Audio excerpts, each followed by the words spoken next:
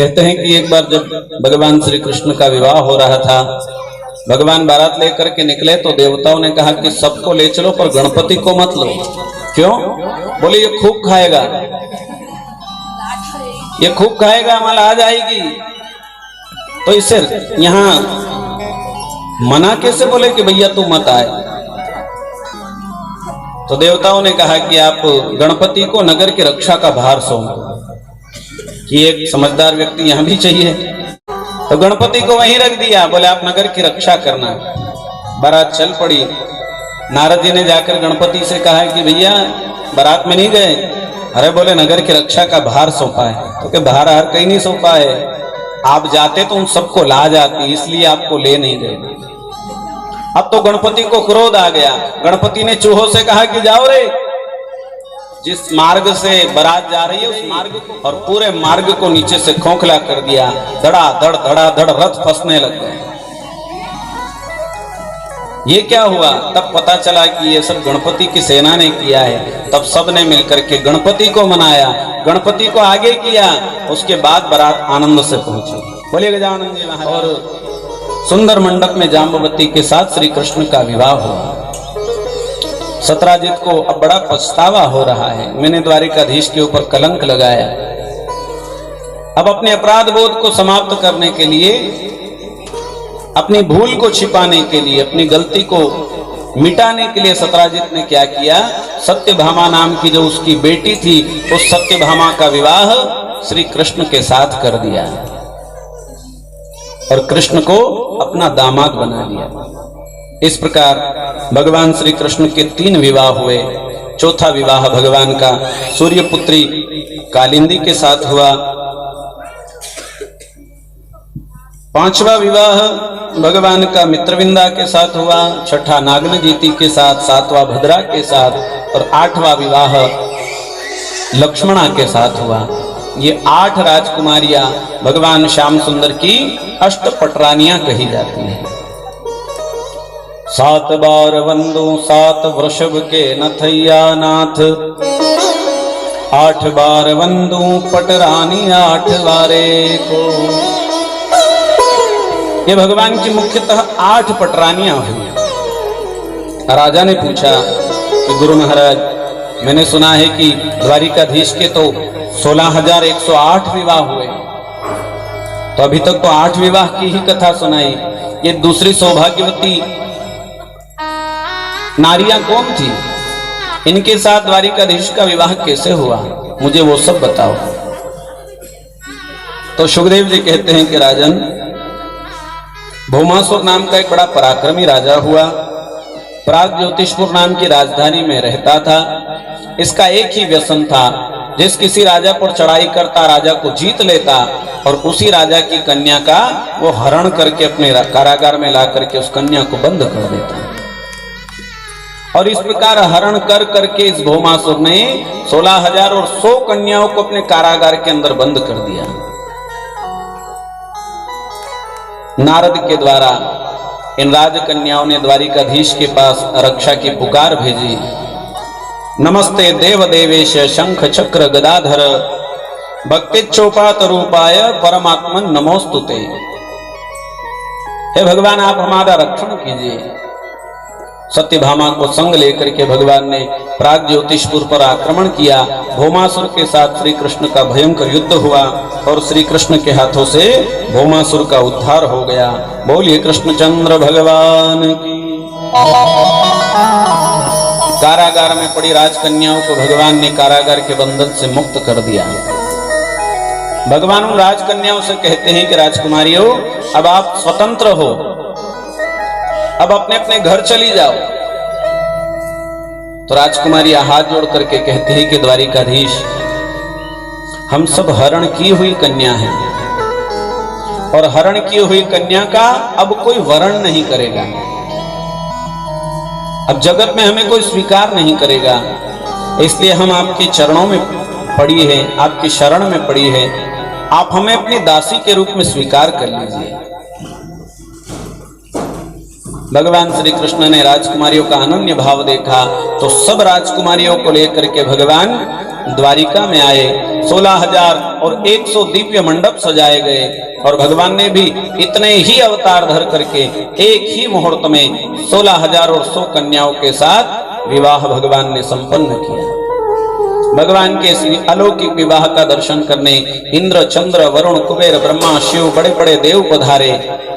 और जब भगवान ने मंगलमय अग्नि की परिक्रमा की तब सब देवताओं ने मिलकर के अपने ढोल, नगाड़े, तुरही, मृदंग, बाजे बजाए, फूल बरसाए, जय जयकार हुई। अनंत रूप भगवान की, अनंत रूप भगवान की। इस प्रकार है राजन, द्वारिकाधीश के 16,000 और 108 विवाह संपन्न हुए। कहते हैं कि राजन इतने विवाह हुए भगवान के, भगवान शिव ने जो भविष्यवाणी की थी वो प्रत्यक्ष में दिखाई दे रही है। और प्रत्येक रानी से भगवान के 10-10 बेटे हुए। जिस प्रकार भगवान अनंत है उसी प्रकार भगवान का परिवार भी अनंत है। जिस प्रकार राम अवतार में भगवान 4 रूप में प्रकट हुए, राम, लक्ष्मण, भरत और शत्रुघ्न, उसी प्रकार इस द्वापर में भी भगवान 4 रूप में प्रकट हुए। बलराम जी महाराज, श्री कृष्ण, कृष्ण पुत्र प्रद्युम्न और प्रद्युम्न के पुत्र के रूप में स्वयं भगवान ही अनिरुद्ध के रूप में प्रकट हुए। इस प्रकार भगवान चतुर्व्यूह के साथ इस द्वापर में भी प्रकट हुए। बोलिए नारायण भगवान की जय हो। उषा अनिरुद्ध के विवाह की कथा आई। सुखदेव जी कहते हैं कि शिव जी के साथ एक बार श्री कृष्ण का युद्ध हुआ। राजा ने पूछा कैसे हुआ, तो सुखदेव जी कहते हैं कि शिव का एक गण है, परम भक्त है, जिसका नाम है बाणासुर। इस बाणासुर की 1000 भुजाएं हैं। जब शिव ने तांडव नृत्य किया तो इन 1000 भुजाओं में विविध वाद्य यंत्र बजा बजा करके इसने शिव को प्रसन्न कर लिया। भगवान शिव ने वरदान मांगने के लिए कहा। बाणासुर ने वरदान मांगा, आप मेरा रक्षण करें, मेरी सहायता करना। शिव जी ने वचन दे दिया, जब भी तू कष्ट में होगा मैं स्वयं तेरा रक्षण करने आऊंगा, कुछ और मांग। बाणासुर ने कहा कि 1000 भुजाओं में खुजली हो रही है, बराबर का कोई योद्धा नहीं, आप मेरे साथ युद्ध करो। तो शिव जी ने बाणासुर से कहा कि अरे मूर्ख, बल का अभिमान करता है, जा, जिस दिन तेरी विजय पताका कट करके गिर जाएगी समझ लेना तेरे बराबर का योद्धा तुझसे लड़ने आ गया है। वरदान पाकर के बाणासुर लौट आया, रोज प्रतीक्षा करता है कब ये विजय पताका कट करके गिरेगी और कब मेरी युद्ध की कामना पूरी होगी। इस बाणासुर की कन्या है जिसका नाम है उषा। सोते हुए उषा ने स्वप्न में श्री कृष्ण के पुत्र अनिरुद्ध का दर्शन किया। स्वप्न में ही अनिरुद्ध से उषा का मिलन हुआ और स्वप्न में ही अनिरुद्ध उषा को छोड़ करके जब जाने लगा तो उषा जोर जोर से पुकारती है, हे प्राणनाथ मुझे छोड़कर मत जाइए, हे स्वामी मुझे छोड़ करके मत जाइए। और स्वप्न में तो बोल ही रही है, प्रत्यक्ष में भी चिल्लाने लग गई।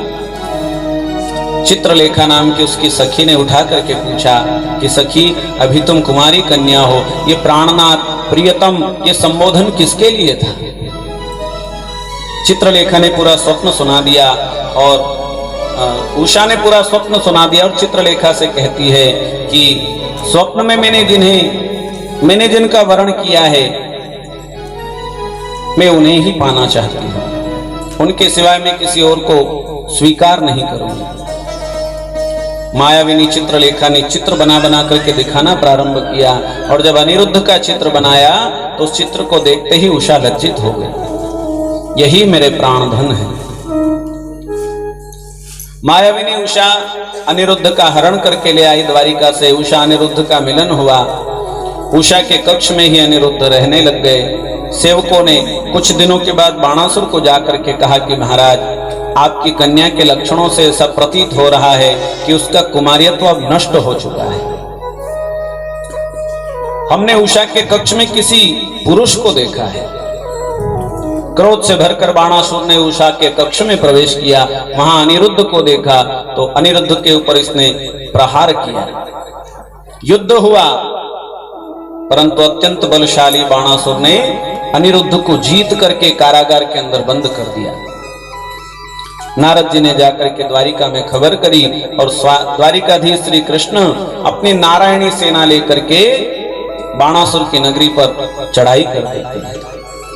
भगवान ने एक ही बाण से बाणासुर की विजय पताका को काट करके गिरा दिया। बाणासुर खुश हो गया, आज मेरी युद्ध की कामना पूरी होगी, कोई मेरे बराबर का योद्धा है। युद्ध के लिए निकल पड़ा तो वचन में बंधे महादेव भी अपने शिव गणों को लेकर के युद्ध करने आ गए। श्री कृष्ण और शिव जी का युद्ध हुआ बाणासुर का सात्विकी के साथ, और इसी प्रकार बाणासुर की सेना और श्री कृष्ण की सेना लड़ पड़ी। शिव जी जो बाण चलावे भगवान श्री कृष्ण उनके बाण को शांत कर देते। आग्नेयास्त्र, जलास्त्र, पर्वतास्त्र सबको चला दिया, पर भगवान ने सबको शांत किया। शिव जी ने अंत में पाशुपतास्त्र चलाया तो श्री कृष्ण ने नारायण अस्त्र चला करके शांत कर दिया। श्री कृष्ण ने विचार किया कि ऐसे लड़ते रहेंगे तो न तो शिव जी हारेंगे न मैं हारूंगा, इसलिए मोहिनी अस्त्र का प्रयोग किया। और उस मोहिनी अस्त्र के लगते ही शिव जी श्री कृष्ण की माया में मोहित हो गए। उन्हें आलस्य आने लग गया, उबासियां आने लग गई, युद्ध बंद कर दिया, एक तरफ बैठकर सुस्ताने लग गए। तब तक भगवान ने बाणासुर से युद्ध किया और बाणासुर के हाथों को भगवान ने काटना प्रारंभ किया। 1000 हाथ थे, भगवान ने खाली 4 हाथ रखे, बाकी सब काट दिए। यानी जगत को भगवान ने बता दिया कि 1000 हाथ भी हो और अगर जगत का कल्याण न करे तो ऐसे हाथों का कट जाना ही अच्छा है। शिव जी ने आकर के श्री कृष्ण के कोप को शांत किया, बाणासुर को समझाया कि बाणासुर तो इन्हें जीत नहीं सकता, ये मेरे परम आराध्य भगवान नारायण ही है, इनकी शरणागति ग्रहण कर।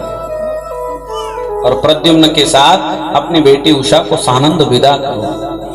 बाणासुर ने श्री कृष्ण से क्षमा याचना मांगी और फिर उषा अनिरुद्ध को ला करके भगवान श्री कृष्ण के चरणों में समर्पित किया और नव वधु को लेकर के श्री कृष्ण ने द्वारिका में प्रवेश करके सुंदर मंडप में उषा और अनिरुद्ध का विवाह संपन्न किया। बोलिए कृष्णचंद्र भगवान की। एक दिन यदुवंशी राजकुमार वन में भ्रमण करने के लिए गए। घूमते घूमते घूमते थक गए, प्यास लगी तो एक कुएं के किनारे आ गए। एक दो पवनम राजन जगमुर यदुकुमार का विहर्तु सांब प्रद्युम्न चारु भानु गदादयः। प्रद्युम्न, सांब, चारुदेष्ण, भानु ये भगवान के पुत्र हैं। प्यास लगी तो कुएं के किनारे आए, अंदर झांका तो कुआं सूखा हुआ है, पानी नहीं था। परंतु सबने देखा उस कुएं के अंदर एक विशाल गिरगिट पड़ा हुआ है। गिरगिट को देखा तो इन यदुवंशी राजकुमारों ने उस गिरगिट को निकालना चाहा, कुएं से बाहर निकालने का प्रयास किया, परंतु वो बड़ा भारी था, खूब भारी था, कोई उसे उठा नहीं पाया। सबको बड़ा आश्चर्य हुआ, ये गिरगिट इतना भारी कैसे हो गया। सब द्वारिका आए, द्वारिका से द्वारिकाधीश श्री कृष्ण को लेकर के गए। भगवान श्री कृष्ण ने कुएं में झांका, गिरगिट को उठा लिया भगवान ने अपने हाथ से और कुएं के बाहर उसे निकाल दिया। सुखदेव जी कहते हैं कि हे राजा परीक्षित, श्री कृष्ण के हाथ का स्पर्श पाते ही गिरगिट उस गिरगिट की योनि से मुक्ति पा जाता है और उसकी देह में से एक दिव्य राजा प्रकट हुआ और भगवान की परिक्रमा करके स्वर्ग लोक जाने लगा। तब भगवान श्री कृष्ण ने उससे पूछा कि हे महात्मा, आप कौन हैं और ये गिरगिट की योनि आपको कैसे प्राप्त हुई। और राजा हाथ जोड़ करके कहता है, हे भगवान, आप अंतर्यामी हो, भूत भविष्य वर्तमान सब कुछ प्रभु आप जानते हो, फिर भी पूछ रहे हो तो सुनो। मैं मनुपुत्र राजा नृग हूं।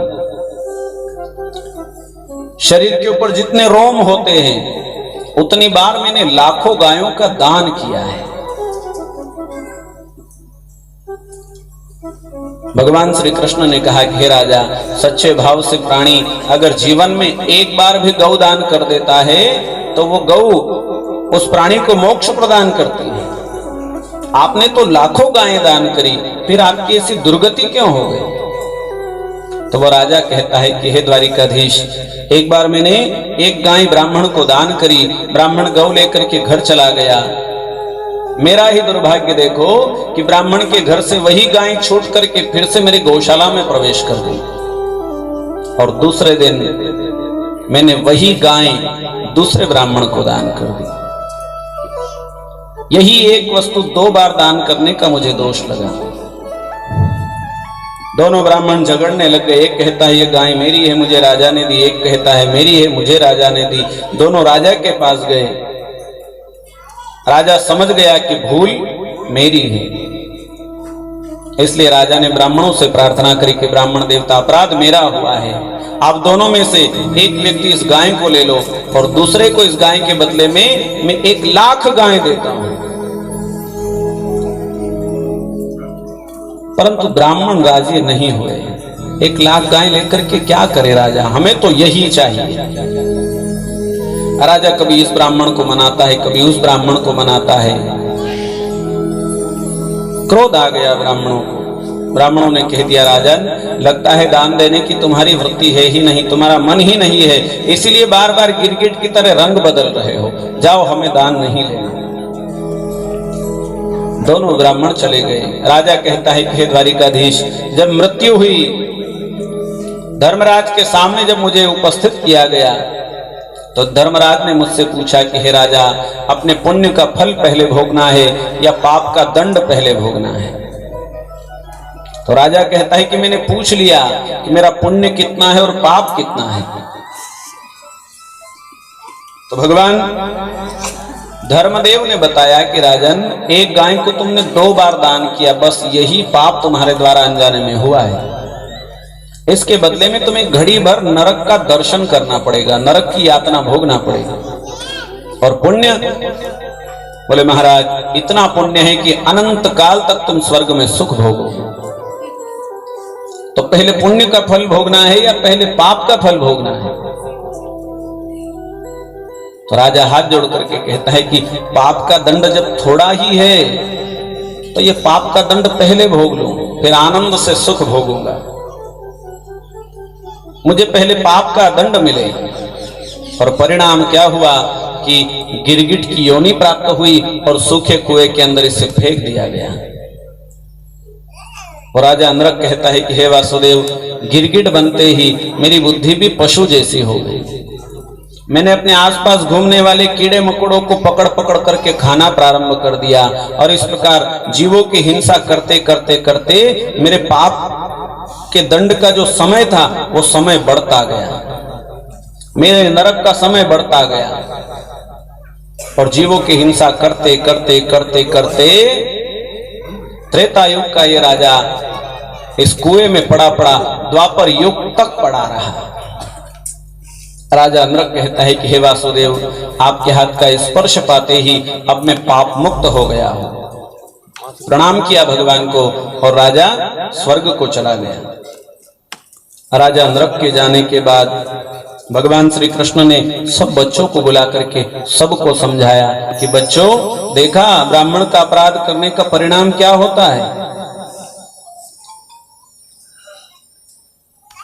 ध्यान रखना, कभी भी किसी ब्राह्मण का अपराध मत करना, कभी किसी ब्राह्मण का अपमान मत करना। भगवान कहते हैं कि नाहम हलाहलम मन्ये विषम यस्य प्रतिक्रिया ब्रह्म स्वम ही विषम प्रोक्तम नास्य प्रति विधिर भुवि।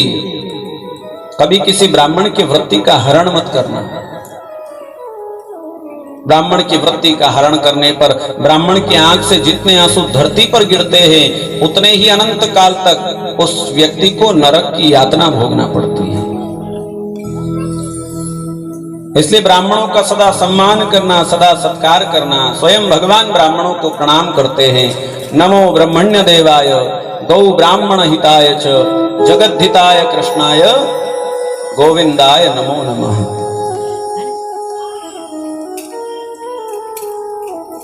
न विप्रपादोदक कर्दमानि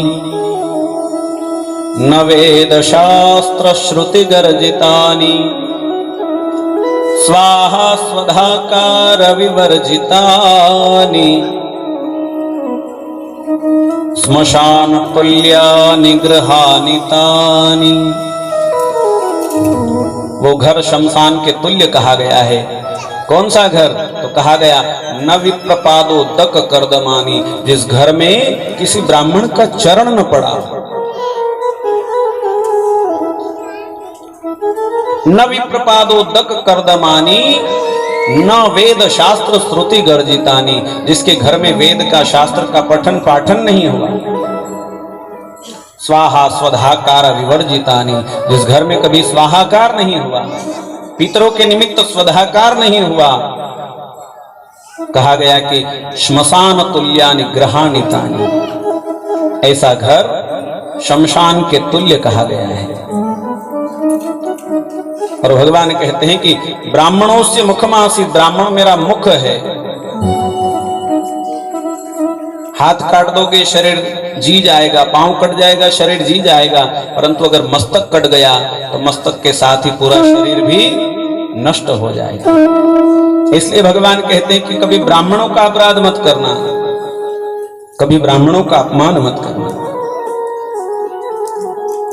3 बार भगवान ने धरती के समस्त ब्राह्मणों को प्रणाम किया। हम भगवान की जब पूजा करते हैं, ब्राह्मण देवता जब देवता नमस्कार करते हैं तो उसमें एक एक देव का नाम है। श्री मन महागणाधिपतये नमः। ब्राह्मण कहते हैं गणपति को प्रणाम करो, इष्ट देवता को प्रणाम करो, कुल देवता को प्रणाम करो, ग्राम देवता को प्रणाम करो, और इन सब के साथ ही साथ सर्वेभ्यो ब्राह्मणेभ्यो नमः, धरती के सभी ब्राह्मणों को प्रणाम करो। ब्राह्मणों की महिमा स्वयं भगवान श्री कृष्ण ने अपने मुख से गाई। फिर आगे बलराम जी महाराज के ब्रजगमन की कथा सुनाई। बलराम जी महाराज ब्रज में गए, बचपन के बाल सखाओं से मिले, गोपियों से मिले। द्विविद नाम के वानर ने उत्पात मचा रखा था। बलराम जी महाराज ने अपने हाथों से उस द्विविद वानर का उद्धार किया। बोलिए बलराम जी महाराज की जय। पौंड्रक नाम का एक मिथ्या वासुदेव जो स्वयं को भगवान मानता था, चाटुकार मंत्रियों ने उसके मन में ऐसा बिठा दिया कि भगवान आप ही हो, द्वारिका में बैठा श्री कृष्ण नकली है। और ये भी फूल करके इतना कुप्पा हो गया कि नकली नकली 2 हाथ भी लगाने लग गया और स्वयं मैं भगवान हूं ऐसा मानने लग गया। पौंड्रक का भगवान ने उद्धार किया। देवर्षि नारद जी महाराज ने एक बार श्री कृष्ण की गृहस्थी का दर्शन किया। भगवान इतने बड़े परिवार में सबको प्रसन्न कैसे रखते हैं, देखने के लिए नारद जी महाराज द्वारिका आए, रुक्मिणी के भवन में प्रवेश किया। भगवान श्री कृष्ण ने उठ करके नारद जी के चरण धोए। नारद जी ने विचार किया कि यहाँ बैठे हैं, पक्का दूसरी रानी के पास नहीं होंगे। जाम्बवती के कक्ष में पहुंचे, वहां जाकर के देखा श्री कृष्ण बालकों के साथ खेल रहे हैं। सत्यभामा के कक्ष में पहुंचे, सत्यभामा के साथ भगवान चौपड़ खेल रहे हैं। कहीं हरि चर्चा हो रही, कहीं ब्राह्मणों की सेवा हो रही, कहीं गाय की सेवा कर रहे हैं द्वारिकाधीश। नारद जी को भगवान श्री कृष्ण ने समझाया कि हे नारद जी, आप साधु हो, आप वैरागी हो, और वैरागी को किसी गृहस्थ के घर में ताक झांक करना शोभा नहीं देता। और वैरागी ही नहीं, किसी को भी किसी के घर में ताकने झांकने का कोई अधिकार नहीं है। बोलिए कृष्णचंद्र भगवान की। अब भगवान श्री कृष्ण के पास जरासंध की कैद में जो राजा बंदी थे,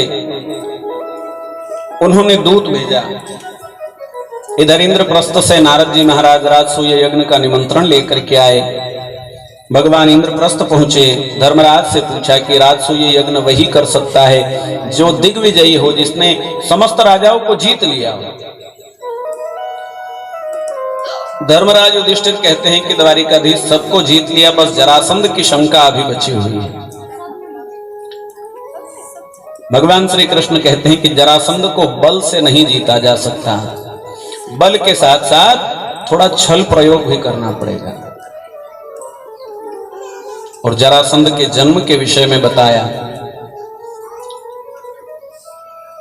कि राजा बृहद्रथ, मगध के राजा जिनकी 2 रानियां हैं, संतान नहीं थी, तो एक दिन चंड कौशिक मुनि के आश्रम पे पहुंचे, प्रार्थना करी, महाराज मेरे यहाँ बेटा हो जाए, कृपा करो। तो चंड कौशिक मुनि ने एक फल प्रकट करके राजा को दे दिया कि ये फल अपने रानी को खिलाना, तेरे यहाँ दिग्विजयी बेटा होगा। राजा अपनी दोनों पत्नियों से समान प्रेम करता था, तो राजा ने उस फल को बीच में से काट करके आधा आधा दोनों को खिला दिया। दोनों रानियां गर्भवती हुई और दोनों के गर्भ से शरीर का एक एक टुकड़ा उत्पन्न हुआ। मृत खंड देखे तो राजा ने जंगल में फेंकवा दिया। जरा नाम की राक्षसी ने कौतूहलवश वो टुकड़े उठा लिए और एकदम उन्हें पास में जैसे ही लगाया, जैसे ही जोड़ा, तो वो बालक जीवित हो गया। जरा के द्वारा संधान किया गया, इसीलिए इस बालक का नाम जरासंध पड़ा। ये जरासंध बड़ा बलशाली था, दिग्विजय करी इसने, धरती के समस्त राजाओं को जीत लिया, सबको जीत लिया, पर कंस से जरासंध भी डरता था। उसे शंका थी कि कंस को मैं शायद ही जीत पाऊं। कंस की परीक्षा लेने के लिए जरासंध ने अपना कुवलियापीड़ नाम का हाथी मदिरा पिला करके मथुरा में छोड़ दिया। वह हाथी उत्पात मचाने लगा। सेवकों से जब वो बस में नहीं आया, तब स्वयं कंस आया, मुक्के मार मार करके हाथी को अधमरा कर दिया। सूंड पकड़ी और घसीटता हुआ जरासंध के सामने ले जाकर के हाथी को फेंक करके कहता है, महाराज अपने खिलौने को संभाल करके रखो, अभी तो मैंने इसे छोड़ दिया है, दूसरी बार आया तो मैं इसे मार डालूंगा। अत्यंत बलशाली कुवलियापीड़ हाथी को पछाड़ दिया कंस ने, तो जरासंध समझ गया मैं कंस को जीत नहीं सकता। तो उसने क्या किया, 2 बेटियां थी अस्ति और प्राप्ति, उन दोनों का विवाह कंस के साथ करके कंस को अपना जमाई बना लिया। शिव का अनन्य भक्त है जरासंध। भगवान शिव की पूजा करके इसका प्रतिदिन का नियम है कि रोज दान करता, मांगने वाला जो मांग ले वो दे देता। कई राजाओं को कारागार के अंदर बंद कर रखा। भगवान श्री कृष्ण कहते हैं कि बल से जीता नहीं जा सकता, बल के साथ साथ थोड़ा छल प्रयोग करना पड़ेगा। भीम को, अर्जुन को संग लेकर द्वारिकाधीश ब्राह्मण का भेष धर करके जरासंध के पास मांगने गए, और क्या मांगा, श्री कृष्ण ने कहा कि हमें द्वंद्व युद्ध प्रदान करो। जरासंध समझ गया कि युद्ध मांगने वाला ब्राह्मण नहीं हो सकता, अपना परिचय दो। तो भगवान कहते हैं कि परिचय सुनकर के मुकर तो नहीं जाओगे। जरासंध कहता है कि अगर आप स्वयं काल भी हो और आज अगर मेरे प्राण भी मांग लोगे तो मैं दे दूंगा, अपना परिचय दो। तो भगवान ने परिचय दिया कि ये धर्मराज युधिष्ठिर के भाई भीमसेन और अर्जुन है, और मुझे नहीं पहचाना, अरे मैं तुम्हारा पुराना शत्रु वासुदेव कृष्ण हूं। परिचय पाते ही जोर जोर से हंसने लग गया। अरे चलिए, अरे कायर, तुझसे युद्ध लड़ूं ये मेरे लिए शोभा की बात नहीं, अर्जुन मेरे बराबर का योद्धा नहीं। हाँ, अगर भीम चाहे तो मैं उसके साथ द्वंद्व युद्ध कर सकता हूं। और भीमसेन और जरासंध का बड़ा भयंकर द्वंद्व युद्ध प्रारंभ हुआ। 27 दिनों तक ये युद्ध चला। भीमसेन का शरीर अंग अंग दुखने लग गया, दर्द करने लग गया। श्री कृष्ण से जाकर के कहते हैं भीमसेन कि मैं जरासंध को जीत नहीं सकता, मेरे शरीर में बल नहीं रहा।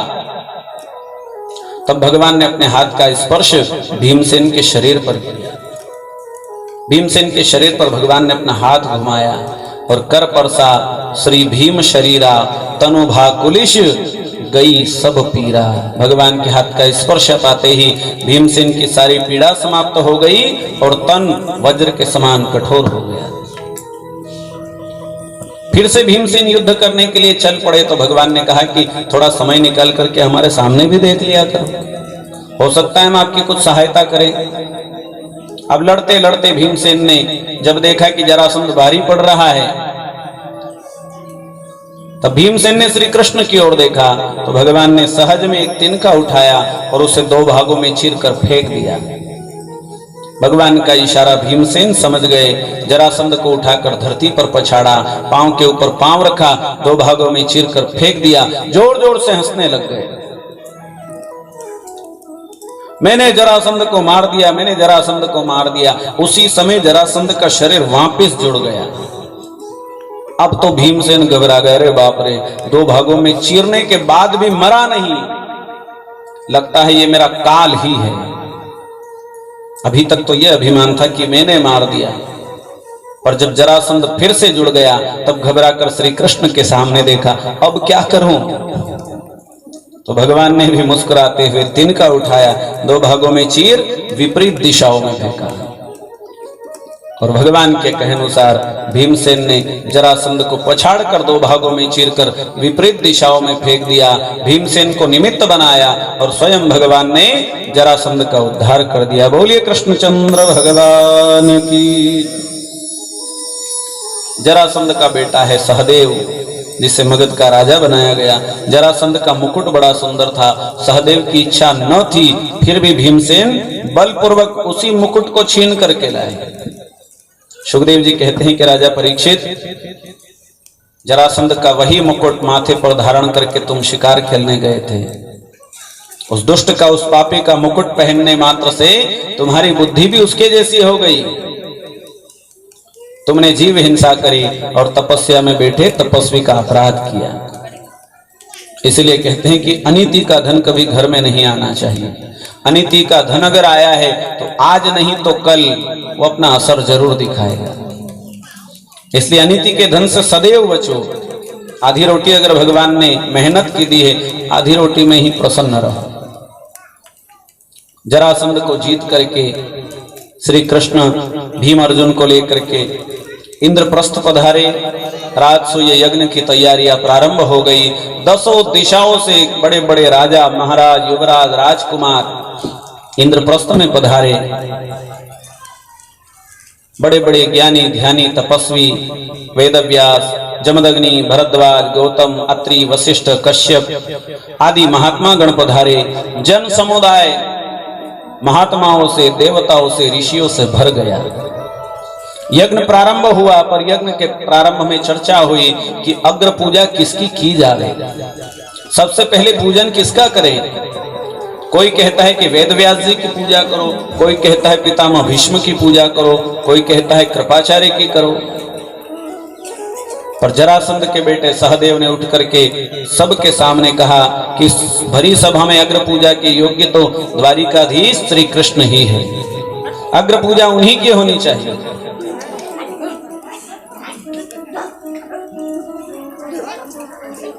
अग्र पूजा उन्हीं की होनी चाहिए। सारी सभा ने अनुमोदन किया। धर्मराज युधिष्ठिर द्रौपदी को संग लेकर के अग्र पूजा का साहित्य लेकर के भगवान का पूजन करने भगवान के चरणों में बैठे। पूजन करना चाहा कि उसी समय शिशुपाल खड़ा हो गया। भरी सभा में वो समस्त सभासदों से कहने लगा कि अरे इस सभा में लगता है सब मूर्ख लोग बैठे हैं। अरे इस भरी सभा में अग्र पूजा के योग्य और कोई दिखाई नहीं दिया। इस कृष्ण में से कौन से गुण देख लिए।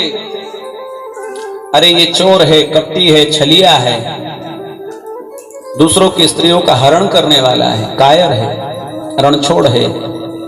पूजा करना है तो वेदव्यास की करो, भीष्म की करो, इसकी मत करो। भगवान को अनाप शनाप गालियां बकने लगे। भगवान शांत बैठे हुए हैं। बलराम जी महाराज क्रोध से भर गए। भीमसेन की भुजाएं फड़कने लग गई। भगवान ने इशारे से सबको शांत कर दिया कि बैठे रहो, शांत बैठे रहो। भगवान शिशुपाल के अपराध की गिनती कर रहे हैं। ये शिशुपाल कौन है? ये भगवान की बुआ का ही बेटा है। और जब इसका जन्म हुआ था तो जन्म से ही 4 हाथ थे, 3 आंखें थी और मुख के अंदर दांत थे। और जन्म लेते ही सामान्य बच्चा रोता है, ये भी रोया, पर शब्द ऐसा निकला इसके मुंह से मानो सैकड़ों गधे एक साथ चिल्ला रहे।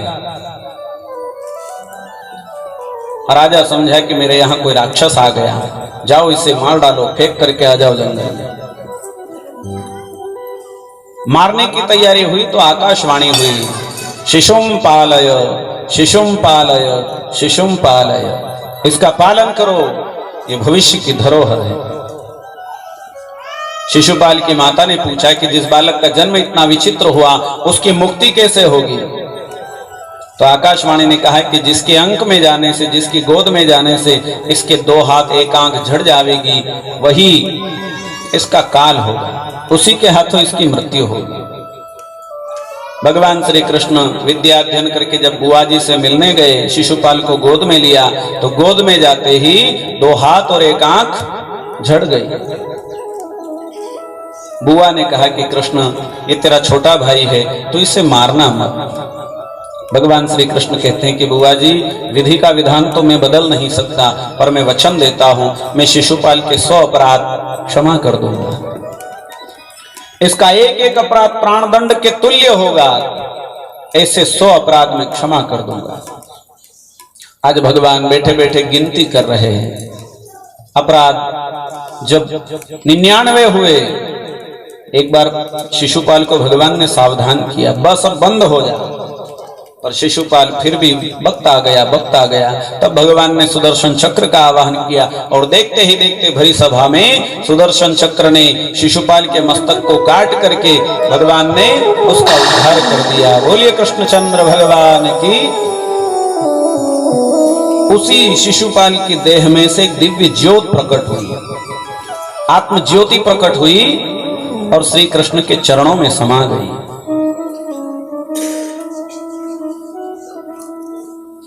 ब्राह्मण के श्राप से आज भगवान ने शिशुपाल को मुक्त कर दिया। यज्ञ अग्र पूजा की गई, भगवान की यज्ञ प्रारंभ हुआ, सबको अपने अपने काम बांट दिए गए। भगवान श्री कृष्ण धर्मराज युधिष्ठिर से कहते हैं कि राजन, मेरे योग्य भी कोई काम हो तो बताओ। धर्मराज कहते हैं कि सारी व्यवस्था हो गई, आप तो विराजो, यज्ञ का दर्शन करो। तब भगवान ने स्वयं काम ढूंढ लिया। भगवान ने क्या काम किया उस यज्ञ में? भगवान ने एक ही काम लिया, जो ब्राह्मण, जो साधु, जो तपस्वी उस यज्ञ में पधारे, भगवान ने सबके चरण अपने हाथ से धोए। और जब साधु संत भोजन जीम करके खड़े हो जाते, तब भगवान ने अपने हाथों से सबकी पत्तलें उठाई। बोलिए कृष्णचंद्र भगवान की जय। भगवान के पार्षद जय और विजय प्रथम जन्म में हिरण्याक्ष हिरण्यकश्यप बने, वराह नरसिंह अवतार धरकर भगवान ने इनका उद्धार किया। बाद में यही रावण कुंभकर्ण बने, भगवान ने राम अवतार धरकर उद्धार किया। और हे परीक्षित, तीसरी बार यही जय और विजय शिशुपाल और दंत वक्र बन करके आए थे और भगवान के हाथों से मर करके इन्होंने सदगति प्राप्त करी। ब्राह्मणों के श्राप से मुक्ति पा करके फिर से वैकुंठ में प्रवेश किया। भगवान तो द्वारिका चले गए, धीरे धीरे जितने भी अतिथि राजा थे वो सब चले गए। इस यज्ञ में मय दानव ने बड़ा अलौकिक महल पांडवों को भेंट किया, अर्जुन को भेंट किया। उस महल के अंदर सभा में पांडव, द्रौपदी आदि सब बैठे हुए थे। उसी मायामय महल में दुर्योधन ने प्रवेश किया। वो महल बड़ा विचित्र था, जल में थल, थल में जल की भ्रांति होती। दुर्योधन ने ऐसा देखा कि सामने जल भरा हुआ है तो कपड़े ऊंचे उठा करके चलने लग गया, परंतु वो कोरा स्थान था। लजा गया, वस्त्र नीचे कर दिए, आगे देखा बिल्कुल स्वच्छ मार्ग दिखाई दिया। एकदम से चलने लगा तो जल भरा हुआ था, उसमें दुर्योधन धड़ाम से गिर पड़ा और ऐसा गिरा कि भरी सभा खिलखिला करके जोर जोर से हंसने लग गए। और हंसते हंसते ही द्रौपदी के मुंह से अनायास निकल गया, अंधस्य पुत्रः अंधः, अंधे का बेटा अंधा। और यही एक शब्द बाण ऐसा लगा दुर्योधन के हृदय में कि उसका हृदय विदीर्ण कर गया। हस्तिनापुर आकर के धृतराष्ट्र को अपने पक्ष में करके पांडवों को चौसर का खेल खेलने के लिए निमंत्रित किया और शकुनी के साथ मिलकर के छल पूर्वक पांडवों का सब कुछ जीत लिया।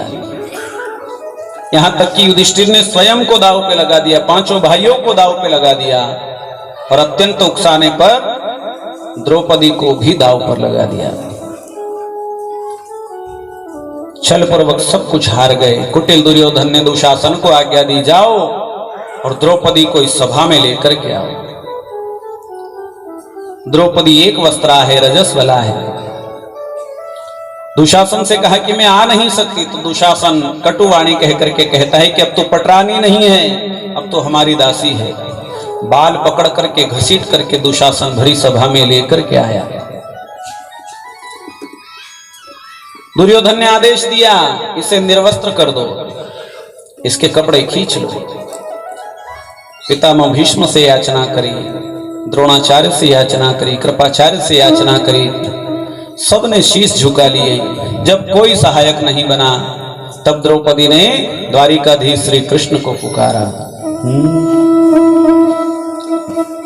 हे कृष्ण द्वारिकावासिन क्वासी यादव नंदना, कौरवे परिभूता मां किं न द्रक्ष्यसि केशवः।